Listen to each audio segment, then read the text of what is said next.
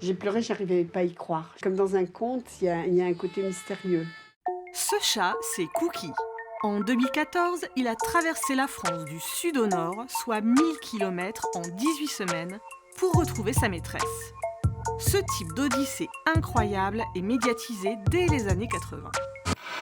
En 1985, le chat Gaston passe dans le journal télévisé après avoir parcouru 513 km entre Le Havre et la Vendée pour retrouver Laurence, sa propriétaire, partie en vacances sans lui. En 1989, c'est au tour de Miquette, une petite Yorkshire, de défrayer la chronique. La chienne va retrouver ses maîtres, accidentés et hospitalisés. Pendant 8 jours, Miquette va errer à la recherche de ses maîtres. Pour ce vétérinaire, le doute n'est pas permis. Les chiens possèdent des capacités biologiques hyper développées.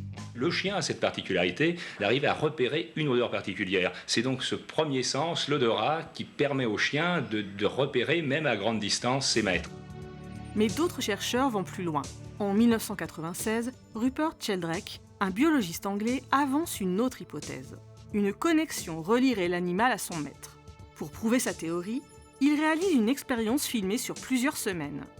Le maître est éloigné du domicile où se trouve le chien. Le moment du retour du maître est décidé de manière aléatoire. Des caméras filment la réaction du chien. Regardez, en bas de l'image, l'heure tourne, et lorsque Pam Smart décide de rentrer chez elle, son chien GT, à plusieurs kilomètres de là, et quasiment à la seconde près, réagit, se lève et s'approche de la porte d'entrée. Selon le biologiste, le lien maître-animal n'est ni biologique ni physiologique. Ce qu'il reste de cette expérience, c'est une relation invisible que la science n'a pas encore expliquée. Appelez ça comme vous voulez, télépathie, lien psychique, sixième sens. Moi, je l'appelle un champ morphique.